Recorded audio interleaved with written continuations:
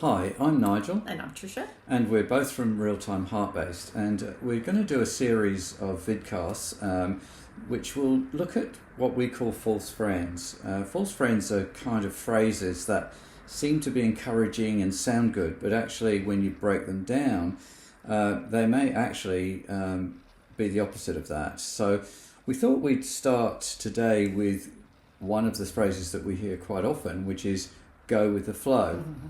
Now, we'd also invite you at this point that if you come up with any or feel there are any false friends you would like us to look at and discuss, you can come to our website, realtimeheartbase.com, and you can go to the contact area and just send us a suggestion of a false friend you'd like us to look at, and then we'll look at that.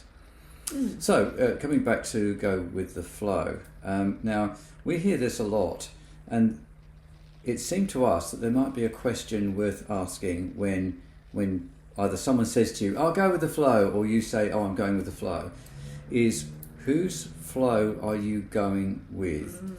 And when it's something you may not feel strongly about, oh, I don't mind either way, and you really don't, going with someone else's flow might be fine. You may not have had any other particular strong feeling at all. But when going with someone else's flow isn't something you really want to be doing, or there's something you'd rather be doing with your energy and your time, then maybe the idea of going with the flow isn't actually such a positive. Yeah, it's interesting, isn't it, with the term go with the flow. We feel that that's a positive thing. It's been made to believe that that's actually something that you're encouraged to do. You know, you go with the flow. And if you don't go with the flow, you're blocking people's, opportunity to, to do whatever it is. So we somehow often feel that because it is seen as a positive, we don't want to go with the flow. We feel that we're doing something wrong, or it's not, desirable to do that. But then, this is what this heart-based is all about. This is about helping to understand how and why we get caught up doing things that we don't always want to do, or we feel uncomfortable with, and yet we find ourselves still doing these things. And so really importantly with this go with the flow, to recognize when that's happening, when you're saying it or when someone's saying it to you, is about recognizing, well, as you mentioned, is this really what I want to do? Is this really feeling good for me, or am I doing it because it's seen as being the thing to do? I'll give an example. We'll do a bit of role play. I'll contact Tricia and say, "Hey, Tricia, we're all going to go to the bar tonight. Do you want to join us?" Well, I don't really actually want to go to the bar tonight. Oh, come on, just go with the flow. Don't be a stick in the mud. Come on out. We're all going to have fun and whatever. Oh, yeah, but I don't really drink.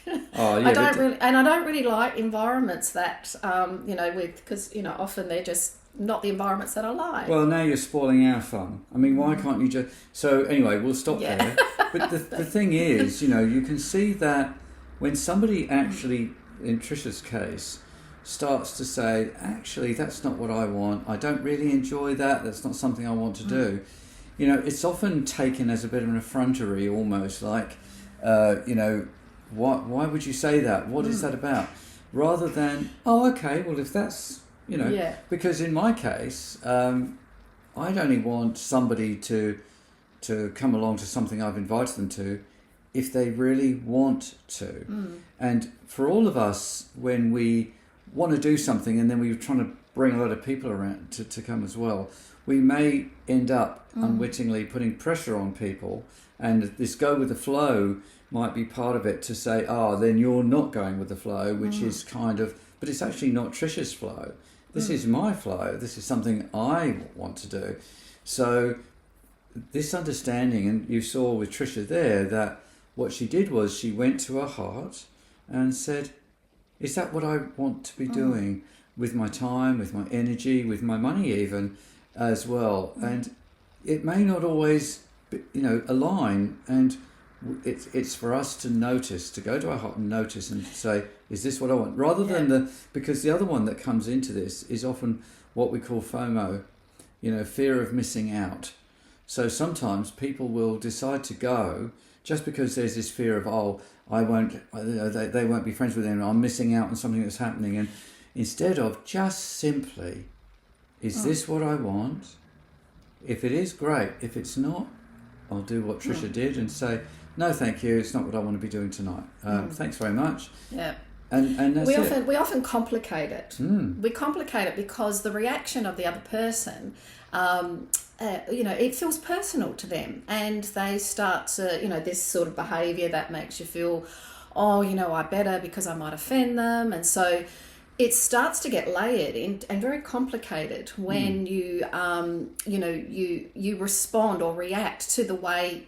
I've said I don't want to, and then all of a sudden you get offended or whatever. And then you're spoiling someone else's fun. So the guilting all of those layers start to come in. And actually, that's the work for me. The work for me is to remain, if it really is meaningful to me that I don't want to and it doesn't really work for me, my work is to not get pulled in to that emotional stuff, which it's very easy to do, and really that's how we've come to live life. Not to feel selfish for saying no. Because someone says, it's spoiling my time, it's like, I feel so selfish, I feel so guilty. And that's for the other person, because if you come back to what Tricia says, the simple, in this case me, I'm the one that's decided to do this. This is down to me. I've made a choice. But it doesn't necessarily mean that everyone else has to line up with me and do what I want if it's not what they want. And so I was just going to say, so my work on myself is not afterwards saying, I've let them down, I've disappointed them. My talk is, I chose what I wanted, and I'm really happy that I stood my ground for what was good for me. So that becomes, because it's very easy after the event. I don't know how many of you, but afterwards, maybe, we ruminate and churn over, things and decisions we make. And sometimes that work in that moment is recognizing, and this is what Heart-Based is about, is recognizing in that moment, you chose you. You chose what was best for you. And this is our way more and more to be able to recognise, yes, it's not selfish. However, it is something that works best for you and is doing you good. And there's nothing wrong with that. And the other part of it was there was honest expression there. There was honest expression from Tricia. Instead of coming up with an excuse like, I can't, sorry, I've got this on, when that's actually not true. She chose to actually say something honestly, which in many situations people feel they've got to come up with an excuse instead of, I just don't want to do that. And doesn't work for me. From the heart, I don't want to do that. That doesn't work for me. And actually, I've got something else I really want to do tonight. You don't have to say what it is because you're not accountable to somebody else. We're all accountable to ourselves. And as Tricia said, once you've expressed no, thank you, the important thing is not to ruminate, but to actually get on with the choice that you did make, what you did want to do, and whatever that is. And this is part of it, as we start to know ourselves a little bit more, what feels good for us. Because I was going to ask, how do we know when something, like you said, if it doesn't matter, you go with it anyway, because, you just feel that's okay to do.